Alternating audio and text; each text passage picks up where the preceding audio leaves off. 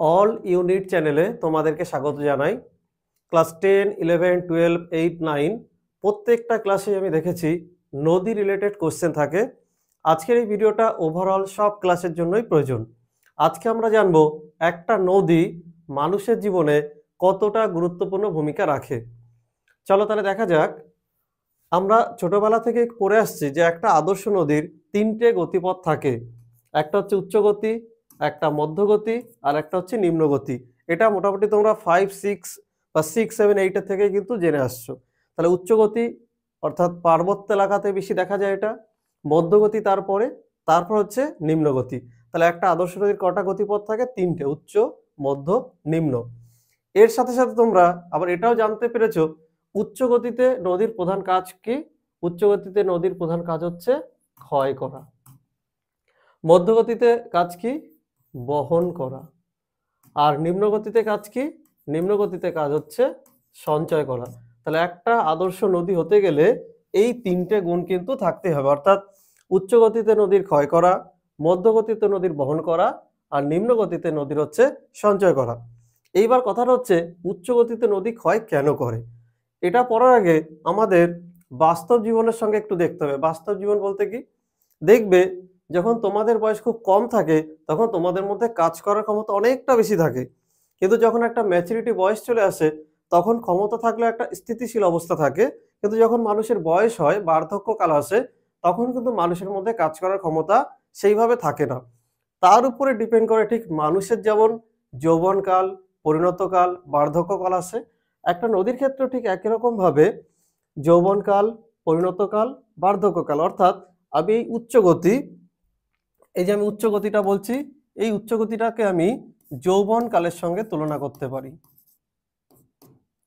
মধ্যগতিটা আমি পরিণত কালের সঙ্গে তুলনা করতে পারি, আর নিম্ন গতিটা আমি বার্ধক্য কালের সঙ্গে তুলনা করতে পারি।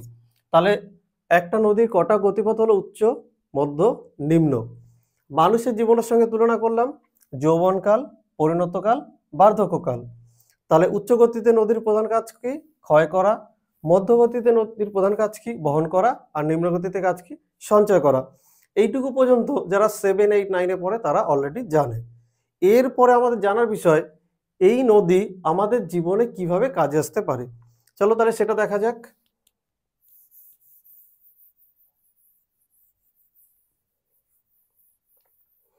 দেখো, উচ্চ গতিতে নদী যখন স্টার্ট হচ্ছে, একটা পার্বত্য এলাকা থেকে যে নদী স্টার্ট হয় তখন সেই নদীতে জল কোথা থেকে আসে সেটা আমার আগে জানতে হবে। এর উপর ডিপেন্ড করে নদীকে দুটো ভাগে ভাগ করা যায়। কি কি দুটো ভাগ? তোমরা এটাও ছোটবেলা পড়েছো। একটা হচ্ছে নিত্যবহ নদী, আর একটা হচ্ছে অনিত্যবহ নদী। তাহলে এই নিত্যবহ আর অনিত্যবহ নদী কাকে বলে? যে নদীতে সারা বছর ধরে জল থাকে তাকে নিত্যবহ নদী বলে। আর অনিত্যবহ নদী কাকে বলে? যে নদীতে সারা বছর জল থাকে না।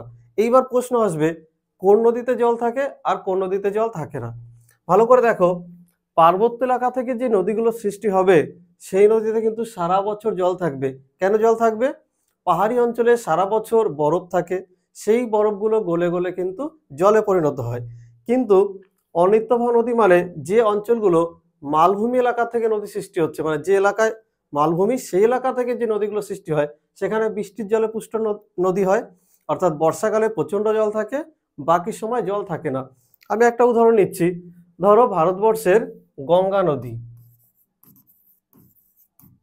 গঙ্গা নদীতে কিন্তু সারা বছর জল থাকে। কেন গঙ্গা নদীতে সারা বছর জল থাকে? গঙ্গোত্রী হিমবাহের গোমুখ গুহা থেকে তৈরি হয়েছে, অর্থাৎ বরফ আছে ওখানে। আর অনিত্যবহ নদীর মধ্যে আমি ধরো লিখলাম দামোদর। তাহলে দামোদরকে কেন আমি অনিত্যবহ নদীর কাছে রাখলাম? তার কারণ দামোদর হচ্ছে খামারপাত পাহাড় থেকে তৈরি হয়েছে ছোটনাগপুর মালভূমি অঞ্চলে। তাহলে বৃষ্টির জলে পুষ্ট নদী, তাই সারা বছর কিন্তু এখানে জল নাও থাকতে পারে। এইবার দেখো, একটা নদীকে যদি আমি সারা বছর নর্মালি বয়ে যেতে দিই তাহলে সেখান থেকে কিন্তু আমি নদীর জলকে ঠিকঠাক কাজে লাগাতে পারবো না। এর জন্য আমাকে কি করতে হবে? এইবার ছবিটা ভালো করে দেখো, যে ছবিটা আছে, পার্বত্য অঞ্চল থেকে যে বৃষ্টি, বরফ গলা জল, বৃষ্টির জল সব বয়ে বয়ে যখন আসছে তখন মাঝখানে কি করা হয়েছে? ড্যাম তৈরি করা হয়েছে, বাঁধ দেওয়া হয়েছে। তাহলে এই ড্যাম বা বাঁধগুলো কেন তৈরি করা হয়েছে? যারা ক্লাস 10 পড়ো তোমাদের একটা কোশ্চেন আছে মাঝখানে, বহুমুখী নদী পরিকল্পনা। তাহলে এই বহুমুখী নদী পরিকল্পনা মানে কি? পাহাড়ি অঞ্চল থেকে নদী সৃষ্টি হয়, নদীর জলটা শুধু শুধু বয়ে গিয়ে সমুদ্রে যদি চলে যায় তাহলে মানুষের ক্ষেত্রে সেই পরিমাণে কাজে আসে না। সেই নদীটাকে যদি আমি বিজ্ঞান ভিত্তিক ভাবে কাজে লাগাতে পারি তাহলে সেখান থেকে আমি কি কি পাবো? দেখো, এই যে বাঁধ তৈরি করে ড্যাম তৈরি করা হয়েছে, তাহলে এখান থেকে কি হচ্ছে? জলবিদ্যুৎ তৈরি হচ্ছে। এখানে আবার দেখো বাঁধ তৈরি করা হয়েছে, এই বাঁধ তৈরি করে জলটা জমা রাখা হচ্ছে। যখন এই নিম্ন এলাকায় চাষের কাজের জন্য জলের অভাব হবে তখন এই ড্যাম থেকে কিন্তু জল জমিতে পৌঁছানো সম্ভব হবে। অর্থাৎ ভারতবর্ষে মৌসুমী বায়ুর উপর ডিপেন্ড করে চাষবাস হয়, যার ফলে সারা বছর কিন্তু ভারতবর্ষে জল থাকে না। তাহলে জলের যোগান কোথা থেকে পাওয়া যাবে? এই নদীগুলোকে যদি বাঁধ দেওয়া হয় তাহলে এই বাঁধের সাহায্যে জলগুলো কিন্তু আস্তে আস্তে আমার এই প্রয়োজন অনুযায়ী কিন্তু আমি নদীর জলগুলো চাষের কাজে ব্যবহার করতে পারবো। এর ফলে কি হচ্ছে? এই নিম্ন এলাকাতে মোটামুটি সবসময় একটা জলের যোগান থাকছে, বা হঠাৎ করে যদি এদিক থেকে যদি প্রচন্ড হারে যদি জল প্রবাহিত হয় তাহলে সেই জলটা একবারে যদি নিম্নভূমিতে এসে পড়তো তাহলে এই এলাকাতে কিন্তু বন্যা হতো।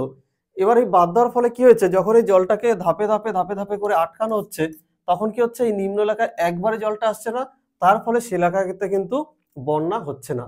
তাহলে একটা আদর্শ নদীকে আমরা যদি ঠিকঠাকভাবে কাজে লাগাই তাহলে সেখান থেকে অনেকগুলো আমরা সুবিধা পাবো, আর অনেকগুলো খারাপ পরিস্থিতির সাথে আমরা মোকাবিলা করতে পারবো। যেমন ধরো সুবিধা কি বললাম?